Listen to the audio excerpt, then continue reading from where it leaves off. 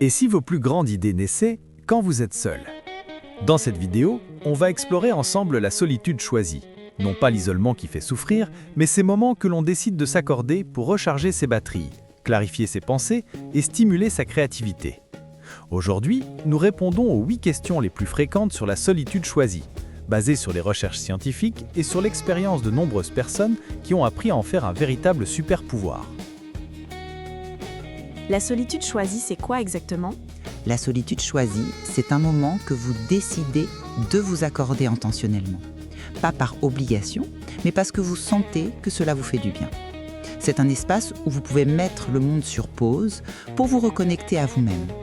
Sans bruit, sans attente, sans pression.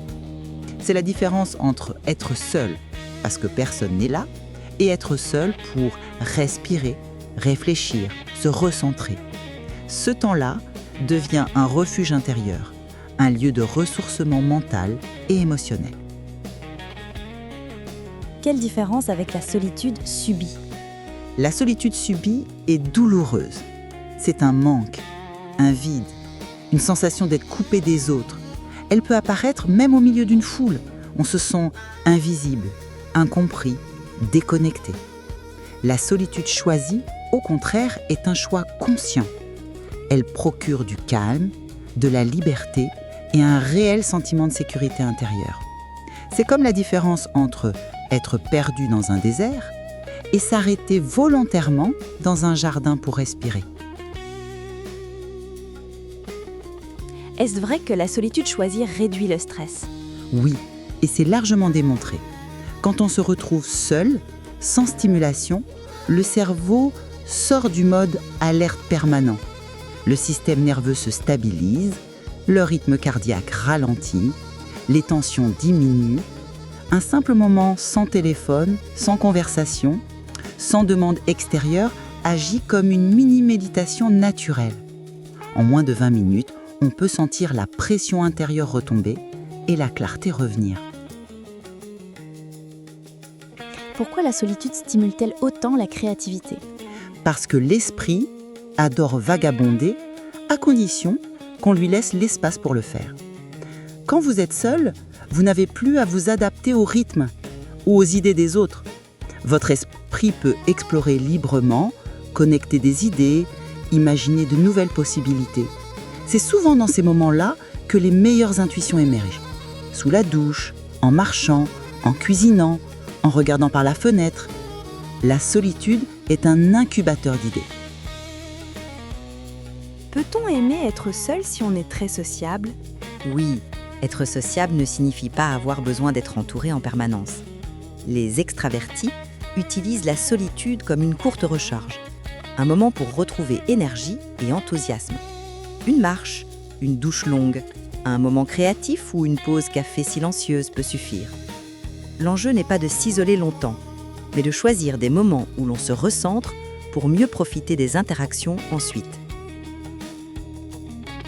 Comment commencer si on n'a pas l'habitude? La clé, c'est la douceur. Commencez par 15 à 20 minutes par jour. Choisissez un moment qui vous convient, matin, pause midi, soir, et surtout une activité simple. Lire, écrire, marcher, écouter une musique douce, ne rien faire. Laissez tomber les contraintes.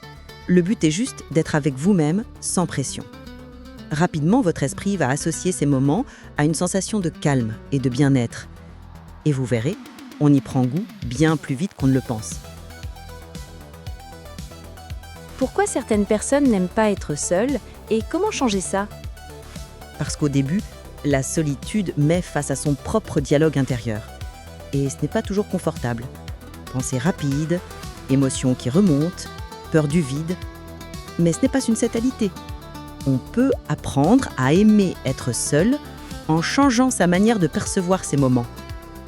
Au lieu de « je suis seul », se dire « c'est mon moment recharge ». Avec cette nouvelle interprétation, l'expérience devient plus douce et même agréable. C'est un entraînement de l'esprit et ça fonctionne vraiment. Est-ce que la solitude choisie peut aider à mieux se connaître? Absolument. La solitude crée un espace rare, celui où l'on s'écoute vraiment. Elle permet d'identifier ce qui nous plaît, ce dont on a besoin, ce qui nous pèse, ce qui nous motive.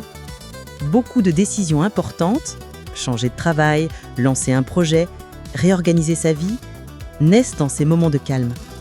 C'est un terrain fertile pour prendre conscience de ses valeurs, ses désirs et ses intuitions profondes. Bref, c'est le laboratoire intérieur où se construit la version la plus authentique de soi. La solitude choisie n'est pas un luxe, c'est une ressource vitale. Quelques minutes par jour peuvent diminuer le stress, révéler votre créativité, renforcer votre authenticité et vous reconnecter à ce qui compte vraiment.